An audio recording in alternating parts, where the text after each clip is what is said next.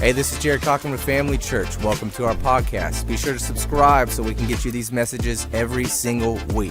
Have a great day. Welcome back to the family room. Another good Wednesday. A little bit wet today. Good day. Obviously, we survived the devastation, as some people would put it.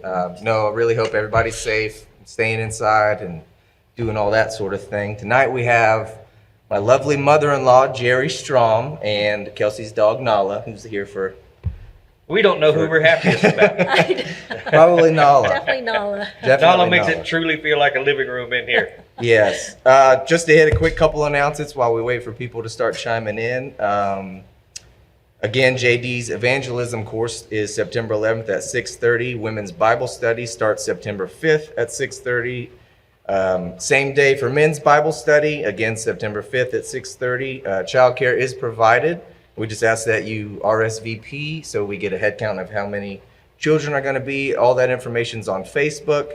And coming up in 2 days, I'm really excited, is Extension. Boogie Wood, his small group, starts September 1st at 6 p.m. That is for ages 18 to 25.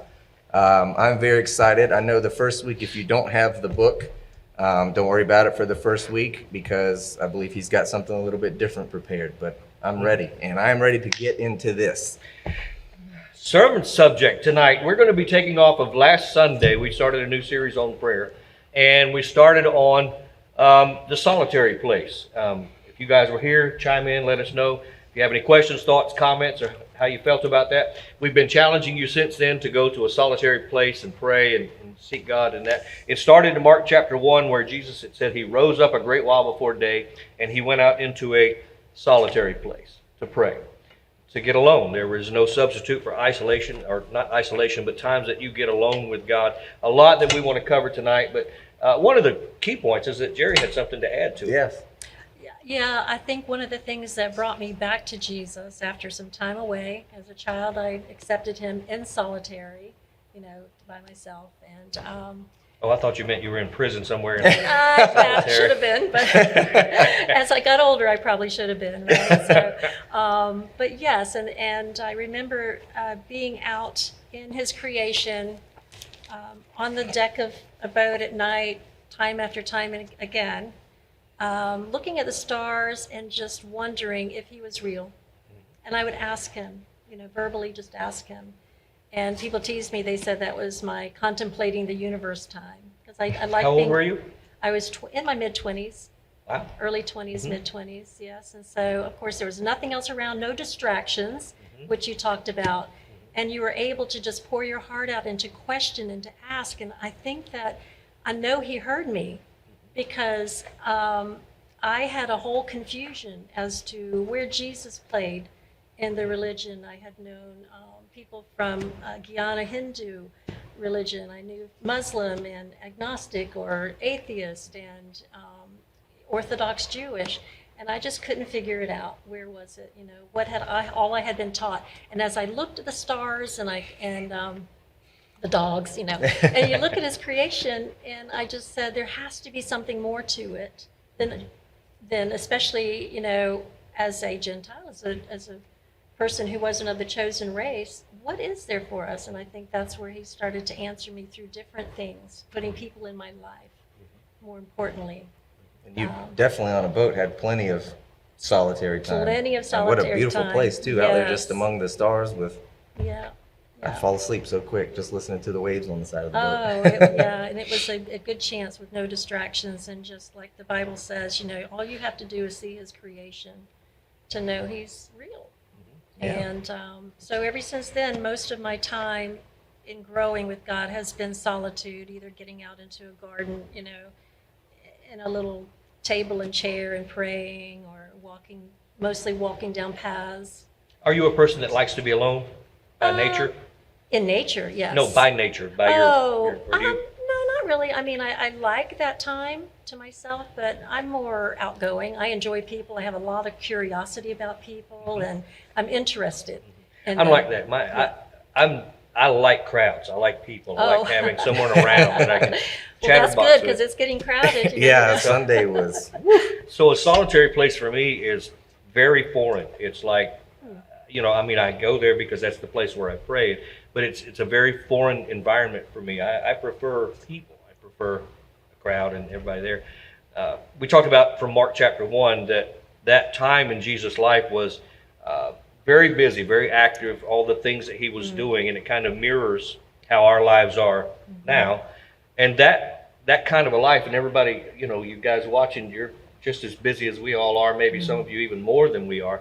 But that kind of a life keeps us from being able to just carve out time and stop and get alone with God, because that's where things start.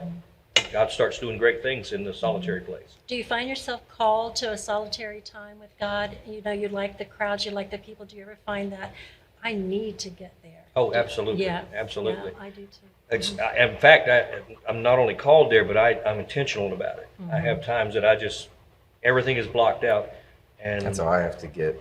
that's how you do it? I guess I'm in the middle. I guess I spend a lot. I kind of like more solitary than people sometimes, and then other times I do enjoy like the crowds and stuff like that. Just to people watch and I guess study people, for lack of a better term. But I lean more towards the to the quiet time, and I know I can get overwhelmed with noise really easy. I don't know if it's like something with my ears or frequencies or what, but like I got 3 young girls, you know how loud they get. You know how loud they get. And sometimes it's just sensory overload. And I'm like, I gotta get me That was somewhere the word that's I was quiet. looking for. Overload. Sensory overload. You guys send videos and your house is like, You should have seen them today. I'll have to show you all the videos when we get done. where do you was guys crazy. go to get alone? Where do you go to pray? Do you have a solitary place? Do you have like a prayer closet or a favorite place? Years ago, when we lived out in, sounds weird, I probably shouldn't even say it, but when we lived out in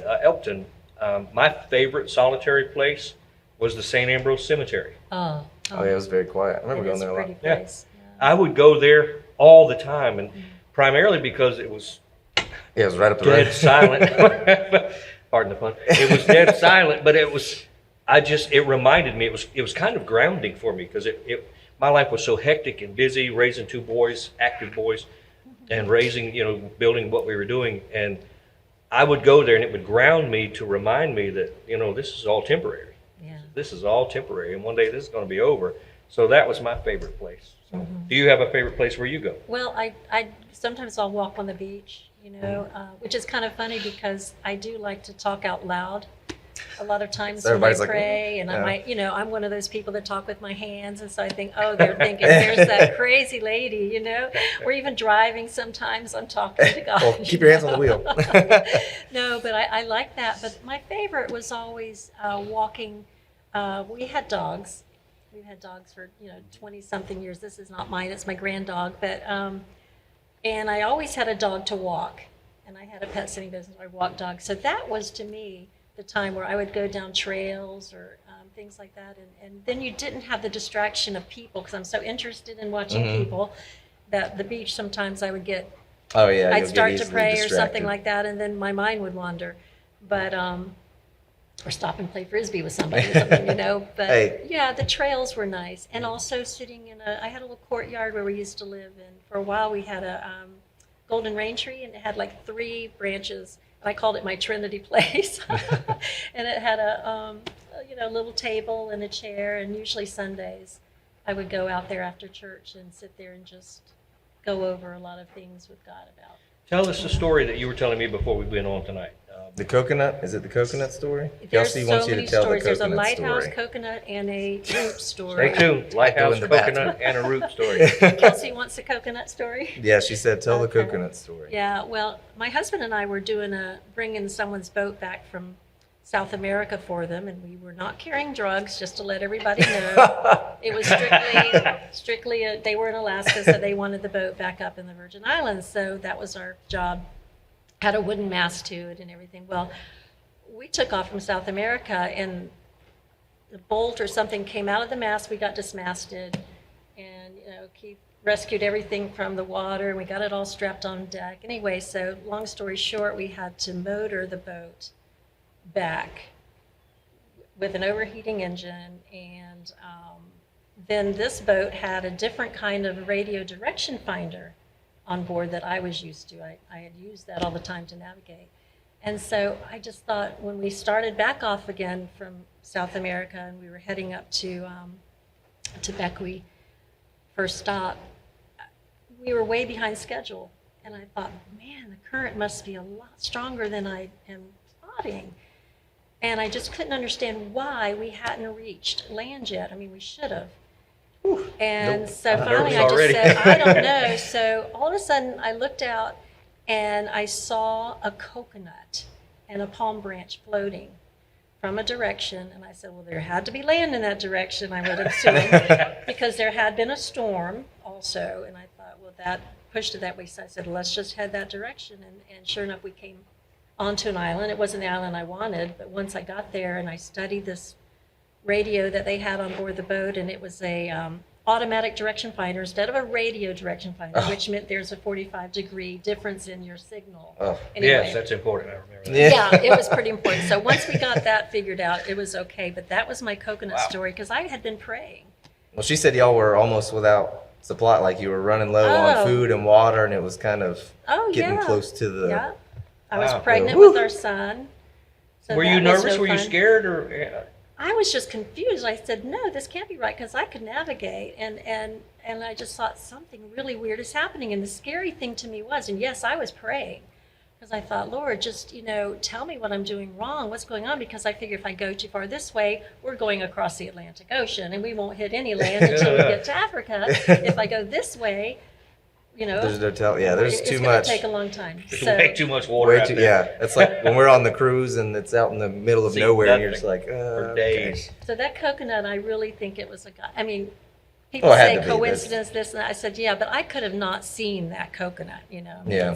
and it was just, and that led me to that, That's Same thing awesome. happened with the lighthouse, when we were, the first trip, or not the first trip in the Bahamas, but got caught in a bad northeaster and the waves were so big, it ripped the lifeboat dinghy off and couldn't get any sextant sites or stuff. And I was praying and praying and praying, and all of a sudden this lighthouse appeared. And, Sounds we've like been out- boating is We've been out 3 days. not the best idea. Well, we were novices at it, that one. But, I'm just kidding. Kelsey said she likes to go out, which I can vouch. She likes to go out to the pasture oh, when she yes. needs a little lot of quiet people- time. Well, you Sulphur know- Rock, Arkansas. Sulphur Rock, Arkansas.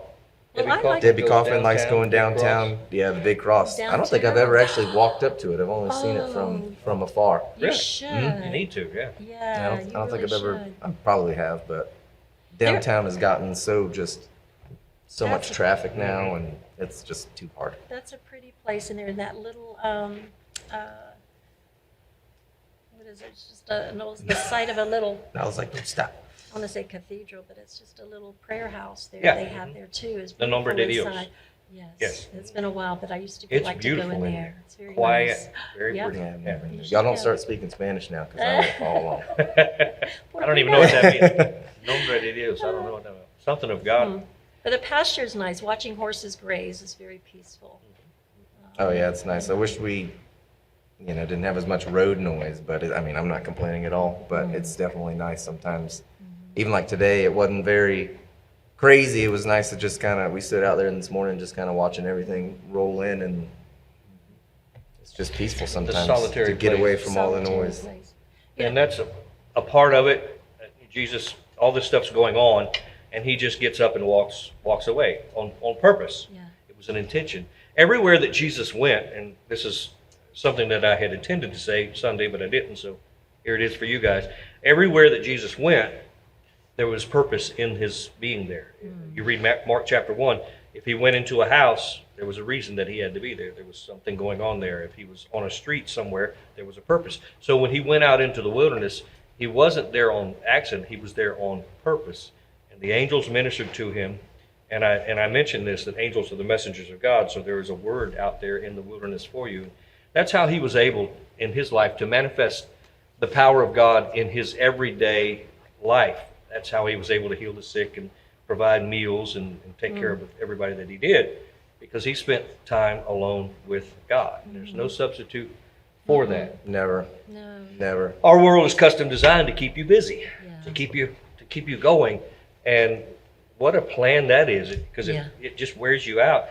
Donnie, you remember Donnie Williams? Mhm. Big Donnie? Yeah. He years ago was one of the first ones that I ever heard use this phrase.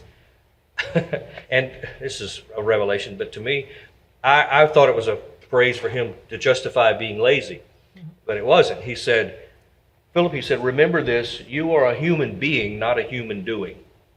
Wow. I had never heard that before, and I thought, pretty you're cool. just saying that to be lazy, but now I get it. That's cool. We're supposed to sometimes just be. We're not supposed to do anything, just to be there. Well, And that's are we- what I was talking to you. I think, was it yesterday or the day before? About Or no, it rest. was, yeah, rest. Genesis 1, being it's a chiasm, and it's a poem about rest. And I thought about maybe writing it up and bringing it to the church one day, but it was the whole book of the Bible started off basically with a big poem about rest, and it was essentially it's God saying, first I'm going to teach you how to breathe and take a break before we learn anything else, before we get into the whole rest of You? the word. No, that's what Genesis. Oh. Yeah, I want to eventually share it, but By the time you preach one sermon, you're going to have 8 in the can. ready to probably. go. But I thought the other day about maybe doing the one I did at youth, one of the ones I've done for youth, maybe reworking it, but we'll see. It's a lot easier to hide behind that plastic cage for now. All you guys making comments, thank you for being there. Let us know how we can pray for you. If there are any prayer requests. Also, if you had any issues with any storm issues, or if you know somebody who did, Oh, let yes. us know so that we can give a hand. If anybody needs help, we can pray or be there for them, whatever that is. One of the points that I wanted to get back to tonight was isolation. I mentioned isolation. I didn't want there to be a misunderstanding about that. And I said this, and I want your thoughts on it. Isolation kills, but solitude vivifies. There's I a remember I got difference. tripped up when because me and Dylan, we were like, what? What'd you say? And then we both, for a minute, I couldn't remember. You said it once and then just kept going. And I was like, what was the second word? And because I was And I trying to write said it the down. drummer's over there right now trying to Google Yeah, that. I couldn't remember what you had said, but That's no, true. and it's a good point with what Kelsey just said, leaving distractions to seek him. You're intentionally seeking him. In Exodus 3, which is what's on my bracelet that Kelsey got me, when Moses goes to the burning bush, it's once he turns his focus towards the bush, then God calls him. And his intention was, he said, I must turn aside and see this great thing. Yeah. So it was a cooperative effort. He could have walked on, but who walks away from a burning No, bush? yeah, that would be crazy. Just- And you were so right about the distractions too. I think it's a plan to keep us distracted, and we're made to feel guilty, almost if we're not producing something, we're not being, Absolutely. And Dig it's in on just- that. That's so true. It is. The guilt factor comes if you're not as Yeah. busy as everybody else. Well, that's one of the things too with the whole thing on Genesis 1. If you look at the refrains in the verses, like the entire chapter, it says evening and from evening to morning. It doesn't say from morning to evening. We're so used to focusing on our day beginning when we wake up. Well, obviously the Bible being written in the Eastern, not the Western hemisphere, they learn things differently than we do. Westerners, we do a transfer of knowledge. They tell us something and then they give supporting evidence. Easterners, they learn by the process of discovery.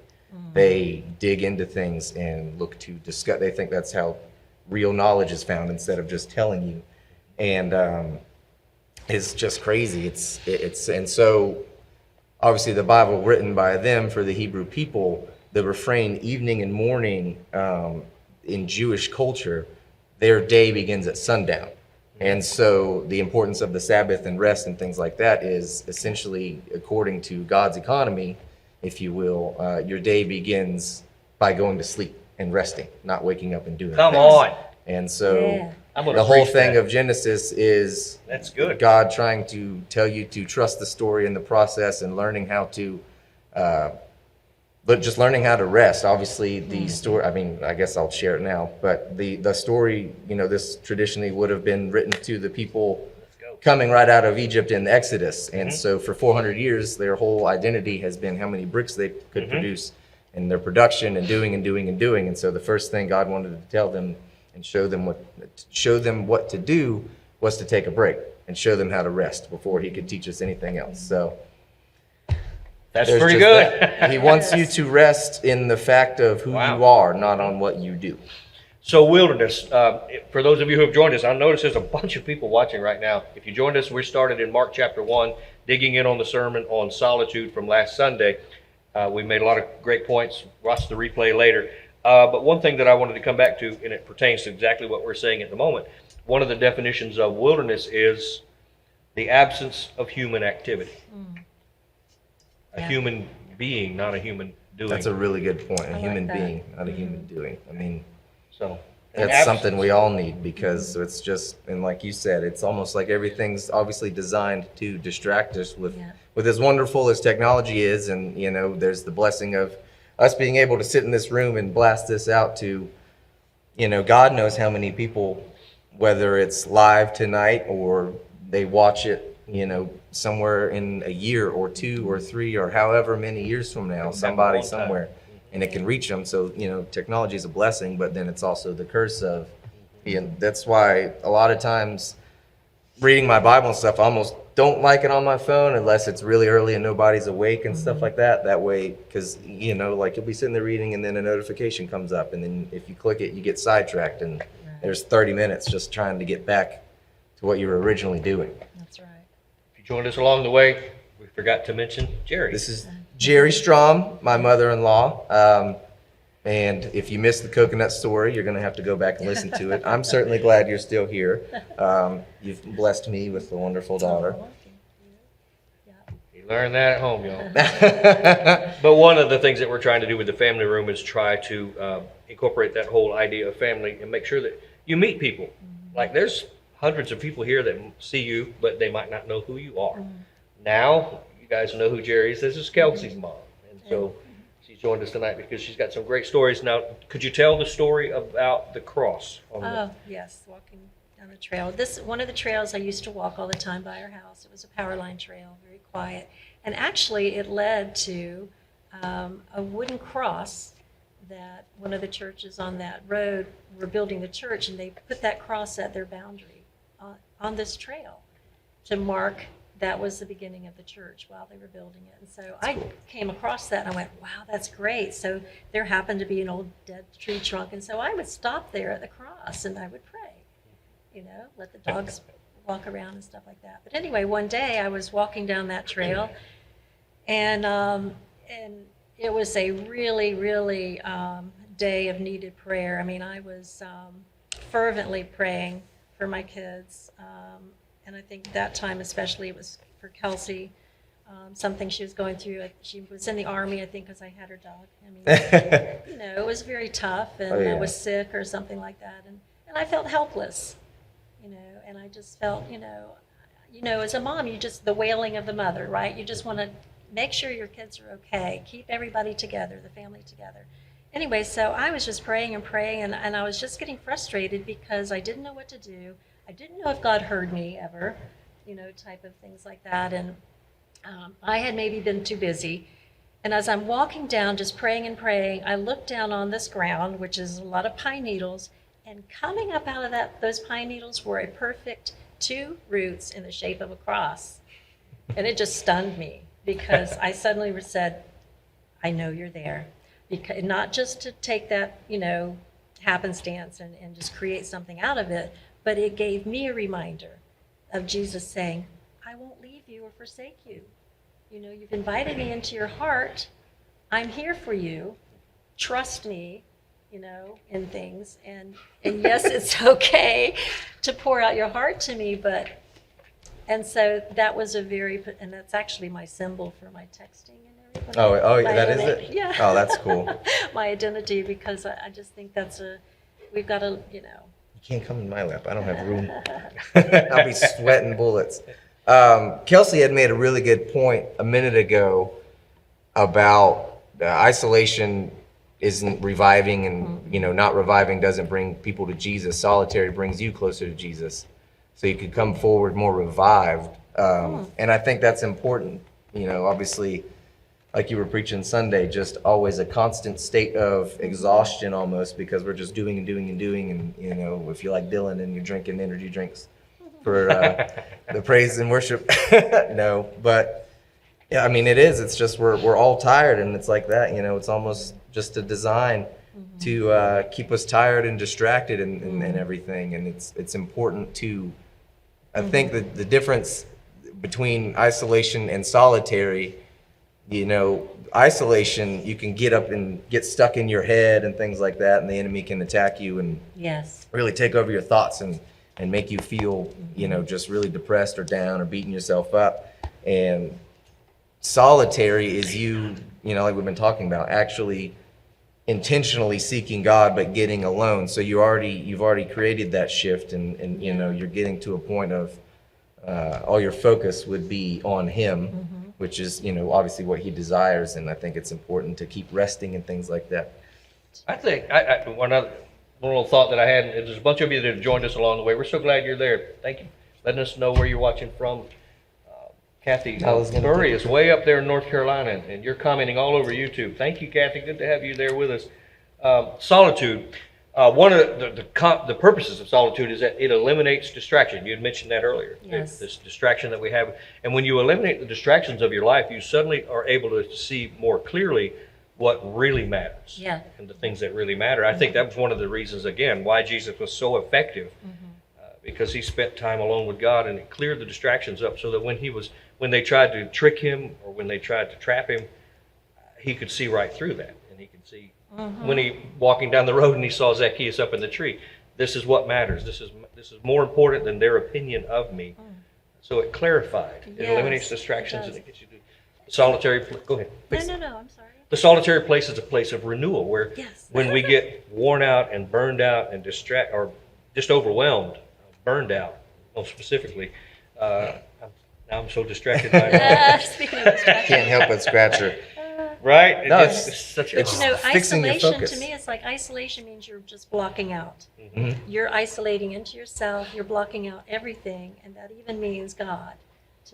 Isolation in that sense, compared to being, in a solitude place with Him. Where you're blocking out everything else Except God. Yes, Yeah, you're it's- open to God in that solitude, but I think isolation is mean like, They're hands off similar, but everybody. one Yeah, is- two people out Yeah. here. Yeah, that's Two revival, people. refreshment, renewal, and it's funny y'all mentioned that too. Revival, Mhm. refreshment, Yeah, getting it's- refreshed, I getting think it's important renewed. to- I mean, to get we renewed. need that. We need that. That's why He gave us a day of rest, right? Yes. And To like be that, like I able was to, saying a minute ago, starting your day with rest. If you look at it that way versus, waking up. I tried that the other day. I woke up and I was like, man, I got a lot that I need to, with school and all that. I was like, I got a lot to do today. And I was like, hang on, just take a moment and breathe. Was Just that the calm day down. I texted early because of the dirt? I don't remember. It might have been that day. I don't Poor remember. thing. I don't even remember what day it was, but it was just one of those like, oh, and it was. Well, it there was is... just crazy. We know it. And we say it over and over again, there is no substitute for times alone with God.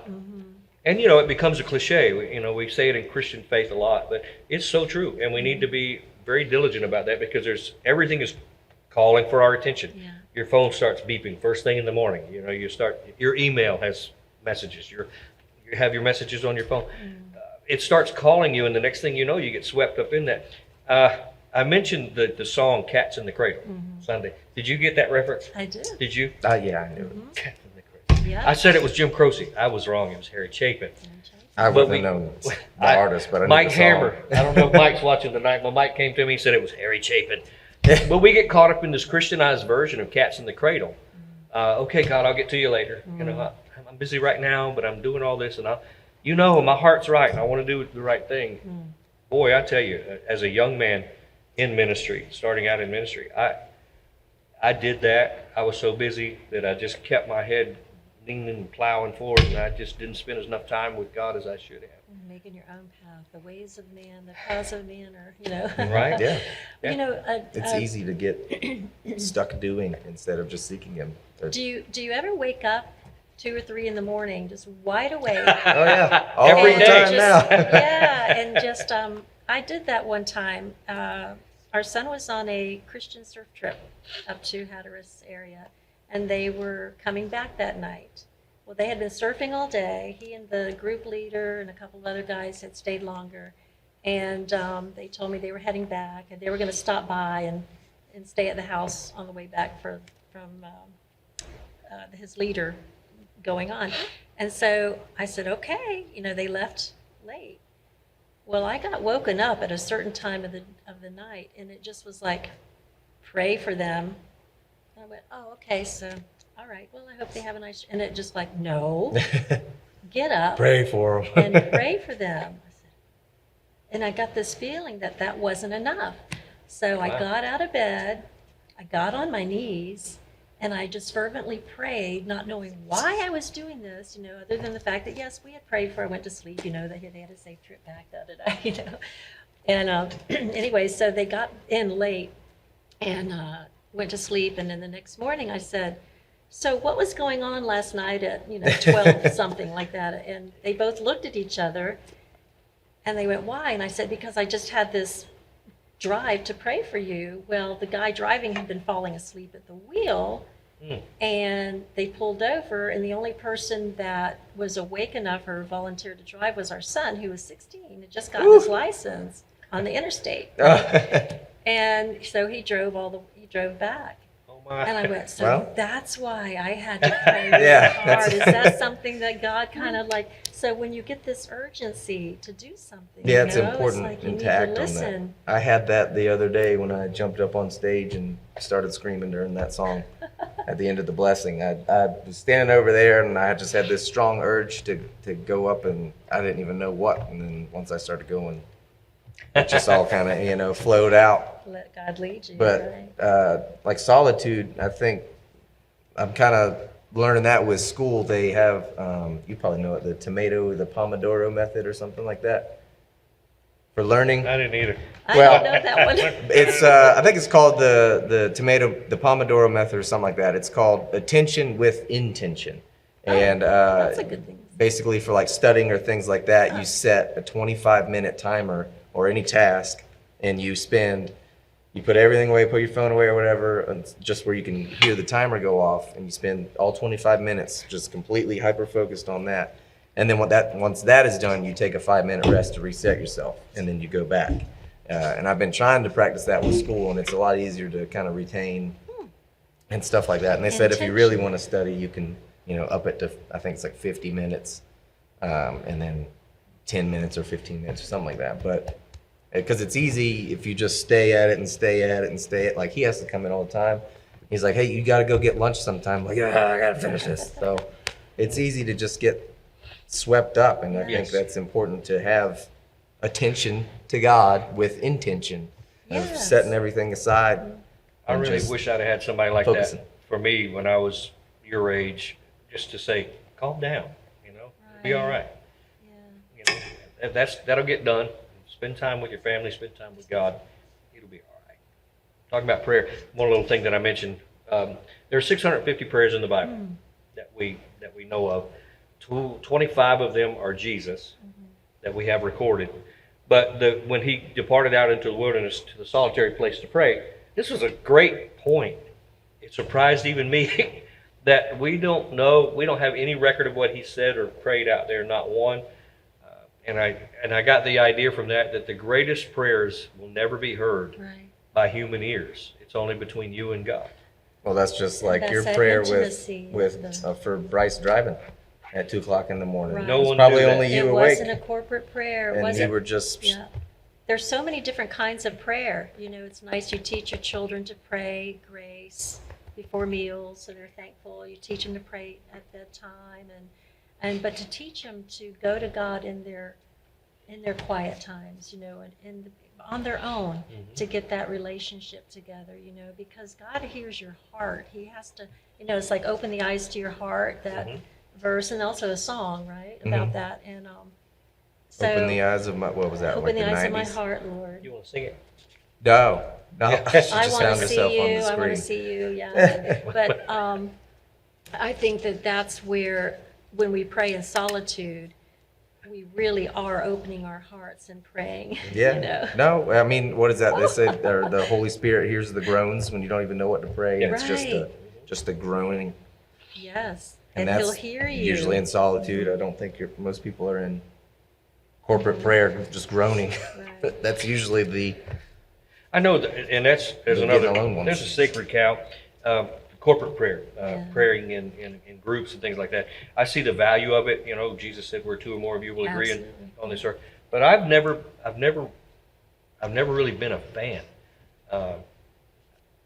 because I think that sometimes we think we'll be heard for our much speaking, or we try to pray so people they hear it and think, "Oh, that guy knows how to pray." Right. I love to just pray alone and just talk to God.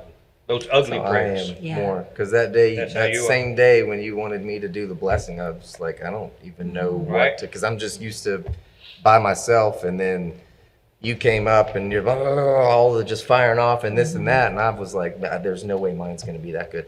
Well, it's such a personal relationship Right. that you have. This You is know, how it's I Oh, do yeah. it. if you But make it once that you- way, you know. Just kind of get going, it all. Mhm. I think you just done it. Sometimes when you don't know what to pray, it just starts flowing out. One of the things I had in one of my devotions this week was fear, and it talked about how prayer can help you out of that fear. Because also you had said rise up. When Jesus rose up and went somewhere, it means I am rising up, and the opposite of that is fear, because fear means to run away, or to where is this? It was, Fear everything and run. yeah, The little acronym or whatever that fear everybody means always to says. run from, you know, because you're Forget everything and run. right, and whereas rising up means to meet that, you know, to seize that day. And so when you are in a situation that you're afraid or a trauma, I know in times past, you know, when going through trauma, the very first thing I want to do is pray, and it took me a while to learn that. You know, and you know, sometimes people go, "What?" I said, "I need to pray." Like, okay, well, that's not helping the situation. First, not right? last, right? Pardon? Your first option, not your last resort. Yes, and so that would gonna bring you out of that fear, you know, so It that definitely fear doesn't changes take things you. Yes. immediately. We're Yeah. sorry for everyone at home who's just having to stare at Nala's rear end. Getting distracted. That's your better side. We hope that you've enjoyed having Nala here tonight. We have. She's got to She's be a good the bring down every week. She's got to be here. She's a sweet And girl. one last thought that I have, and then I don't know where you guys want to go from there. Intention with direction. Kathy Cochran, 2:30 every morning. Absolutely. I'm Yes. fully Yeah, aware of mine's that. about that time too. Yeah. Especially since we started talking about the school. I'd wake up every day like, yeah. Oh yeah, it's definitely So which much. I mean, You know- we discussed it that once you start really pushing in and start doing things Get for your the way. kingdom, you're gonna start getting more of that spiritual attack. I had a pastor once say that he doesn't mind it so much because he figures that everybody else is asleep and God has a whole lot of time for him, you know. That's a good way to look at it. So, He is yeah. listening. That's cool. I never, that's a good way to think of. See, I'm if you sure shift that your he's- perspectives, it always changes your outlook on things. Well, or you feel like he is, you know, more or something. I don't know. I liked the point you made Sunday about the theology, the meology, and the neology. Yes. Wasn't that good? I I remember wish I would have written that. I hope I gave adequate credit to the person that it was did. good. It We'll was give you good. credit for passing it on. This pastor Yeah. said theology has been replaced by meology when the solution is neology. We need to pray. And it's not a cliche, it's real. Prayer. You know, prayer changes things. Prayer is the place where burdens change shoulders. And when you get on your knees to pray, and it's a submission, and it's a you're showing reverence to God. He's higher than you are. He's you know, mighty and omnipotent and everything. And I think that being on your knees really does separate it.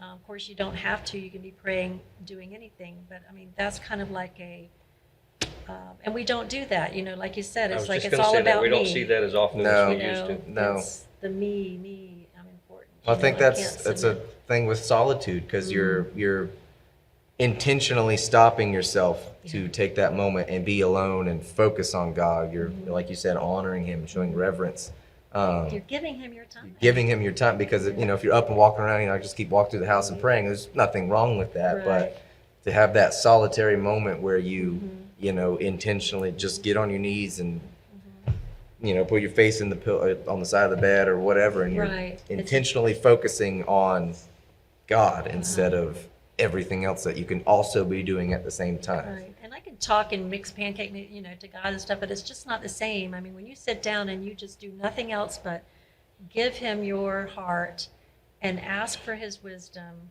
you can get goosebumps. Oh, You know, yeah. and you can Well, just it's- feel that you are opening that communication line up with him, and it makes you want to learn more about him because they say we need to pray.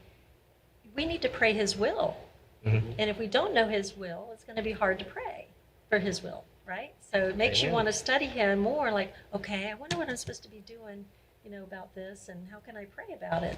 And I think it goes back to as well a relationship kind of thing where, obviously, like you said, you can be praying and whipping up pancakes. It's like, if you're making breakfast and the kids running around or whatever, you don't have that full attention given to the other person in the conversation. Yeah, It's, that's right. that's not That's as right. close of an intimate relationship as it is to intentionally, like this, just sit down Mm-hmm. and focus on only talking to a specific person in that moment. And The Oh, little yeah. child It's that all grabbed at her once. mother's face and turned it to her and said, "No, give me your Yes. face." Oh, yes, and they say that if a child comes home from school, and I used to like to have cookies made and stuff when Yes. kids got home from school, and just sit there and ask about their day. If you give them just 5 minutes of focus, it just sets them nicely. Oh, yeah. Instead of like, whatever that, and that's the way I think God must feel if we don't give Him that focus.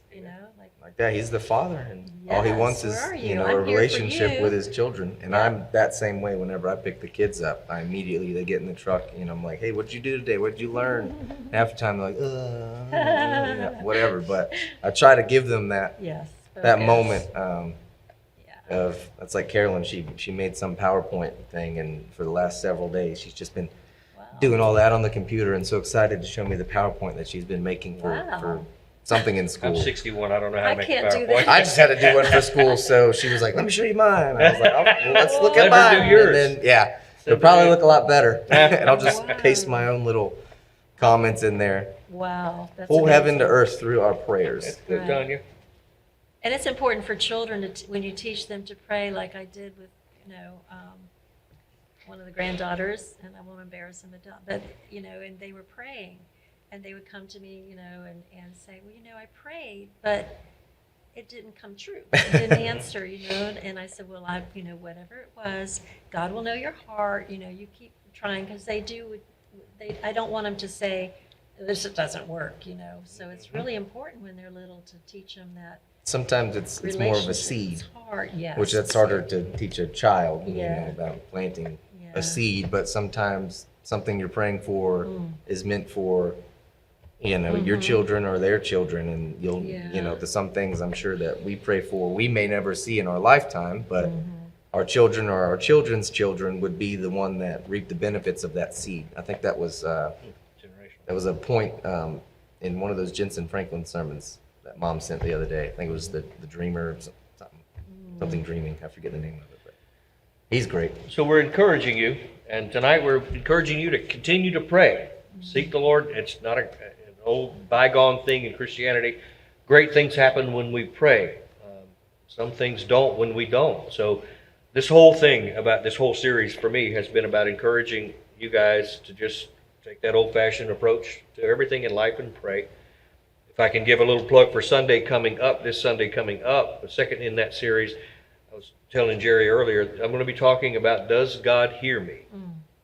Ever had a time in your life when you wasn't sure that God even heard what you said? I'm praying to the ceiling fan. Yeah. I don't know. It's going any higher than that. Like my granddaughter. Going after that on this Sunday. So That's building on your point of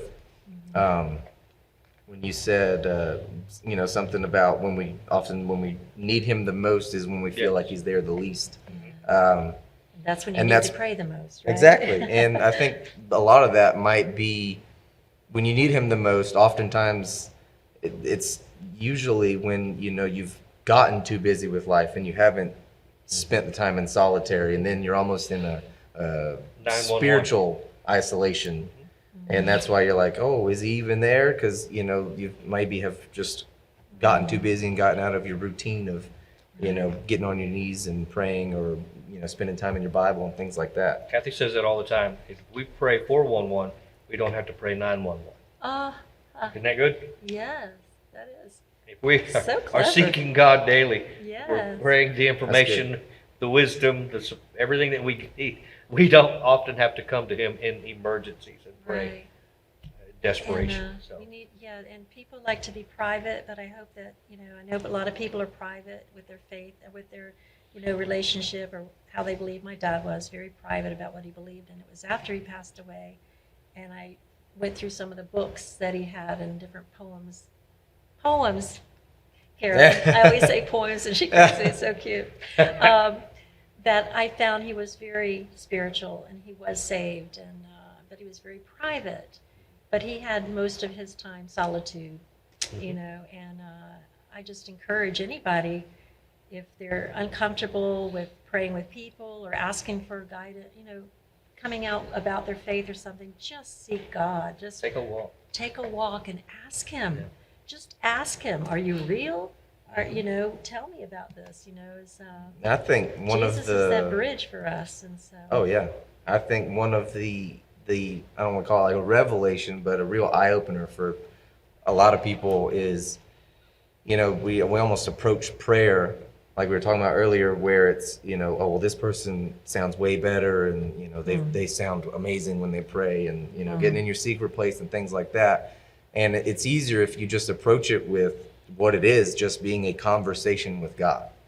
And if you just come to Him, seeking just a conversation instead of, thinking that it has to be some amazing thing, and you just, open up, give Him thanks. If you don't know what to do, just tell Him what you're thankful for. And, at least, I'm thankful to be alive. I'm thankful. And a lot of times it just, once you just get into that rhythm, you automatically, it's almost like you suddenly know what to pray for, and it just kind of flows out of you more. It does.